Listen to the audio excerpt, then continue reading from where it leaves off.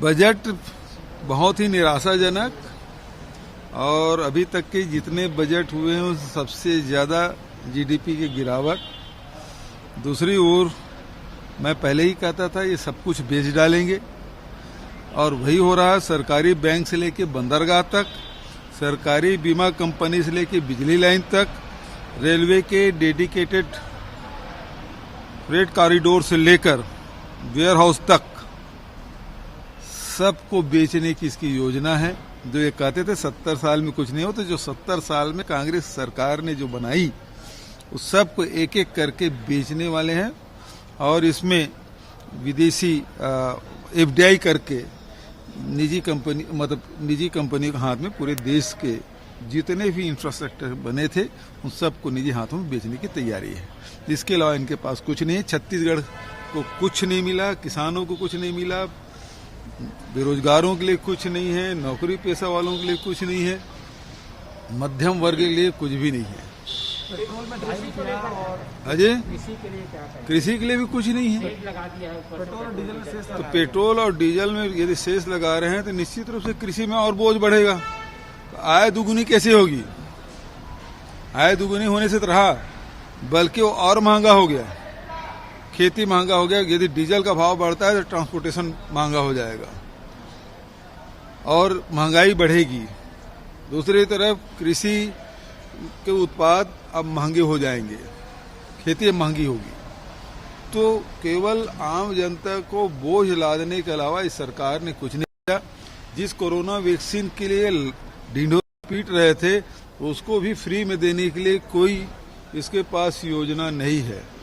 केवल 3 करोड़ लोगों को ही मुफ्त मिलेगा। बचत 127 करोड़ लोगों को देने के लिए इस पास कुछ नहीं है। तो केवल सिफर है,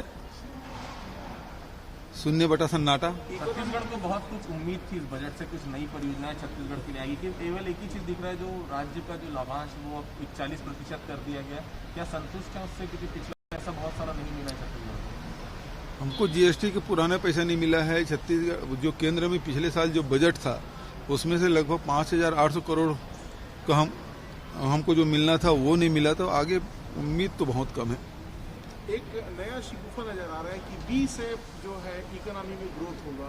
क्या B shape? B shape growth की बात कर रहे हैं। पहले पूरे नीचे जाएगा, उसके बाद फिर ऊपर जाएगा, ये कहा जा रहा है। तो ये किस तरह से देखा जाए, क्योंकि कुछ उम्मीद दिखती नहीं। देखिए, जब से एनडीए की सरकार आई है, नरेंद्र मोदी जी प्रधानमंत्री बने हैं, तब से लेके आज तक के आम जनता को केवल परेशानी हुई है। अर्थव्यवस्था चौपट हुआ है। चाहे वो नोटबंदी की बात करें, चाहे जीएसटी की बात करें, चाहे लॉकडाउन की बात करें, ये 3 बड़ी उपलब्धि उनके खाते में जाता है और तीनों देश के अर्थव्यवस्था को चौपट करने वाला रहा। चुनावी राज्यों के लिए घोषणाएं हैं, बंगाल के लिए है, अब बिहार में तो उन्होंने कोरोना मुफ्त देने की बात कही थी। बजट में तो कुछ है क्या उसके लिए? जब चुनाव हो चुके तो वहां कुछ नहीं है। तो बंगाल, आसाम, तमिलनाडु, केरल के लोगों को समझ लेना चाहिए कि यही निर्मला सीतारमण जी है बिहार में जाके घोषणा की थी कि मुफ्त में कोरोना वैक्सीन देंगे, और बजट में बिहार के लिए कुछ नहीं रखा गया है। तो बचत जो राज्य में जो चुनाव होने वाले हैं वहां भी कुछ नहीं मिलने वाला है। केवल ये चुनाव झुंझुना है। सर, बीजेपी तो काफी अच्छा बता रही है बजट को। रमन सिंह ने भी तारीफ किया बजट का, सभी का मिल पाया है। रमन सिंह और भारतीय जनता पार्टी के नेताओं को अगले साल से निजी मंडी में धान बेचना चाहिए।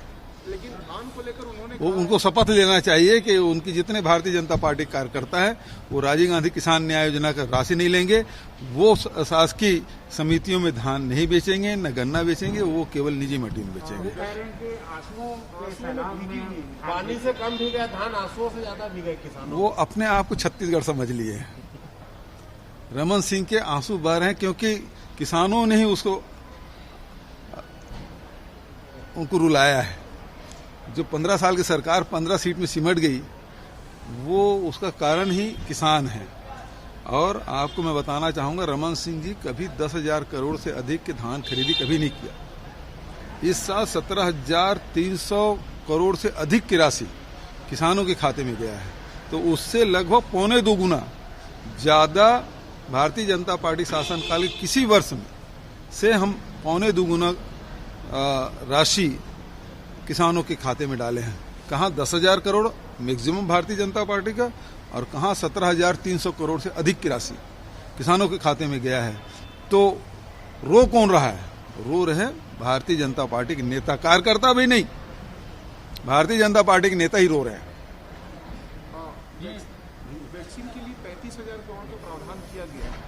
अब तक की स्थिति स्पष्ट नहीं हुई कि राज्यों के लिए क्या होगा या आम लोगों के लिए क्या होगा। ऐसे में हमारी स्ट्रेटेजी, राज्य की स्ट्रेटेजी क्या होने वाली है? पहले खुलासा तो होने दीजिए, मैं तो कह रहा हूं हमको फरवरी के आखिरी तक के देखिए, ये जो पहले जो उनका प्रोग्राम बना है, प्रोटोकॉल बना है, वो 3 करोड़ लोगों को देते वैक्सीन लगते लगते फरवरी बीत जाएगा। तो वो 3 करोड़ लोगों को लगने के बाद भारत सरकार क्या रणनीति बनेगी उसको हम लोग देख लेते हैं, फिर आगे हम लोग कदम उठाएंगे। जी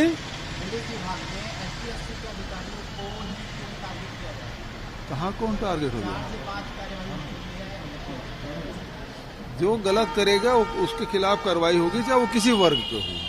ये डी पुरंदेश्वरी को बार बार फोन करना पड़ रहा है, बार बार हड़काना पड़ रहा है कि अभी तक नियुक्तियां नहीं हो पा रही, फिर एक अल्टीमेटम दिया 1 हफ्ते तक नियुक्तियां हो जाए। ये चल क्या रहा है भारतीय जनता पार्टी के? पुरंदेश्वरी देवी अभी बहुत जल्दी थक जाएंगी। छत्तीसगढ़ रमन सिंह के जब तक के भारतीय जनता पार्टी में कब्जा रहेगा उसमें कुछ नहीं होने वाला है, क्योंकि जो लोग काम करने वाले लोग हैं उनको दरकिनार कर दिया गया है, और जो उनके जेबी कार्यकर्ता है उनको सब जिम्मेदारी दी गई है। तो भारतीय जनता पार्टी का भविष्य यहाँ नहीं दिखाई देता।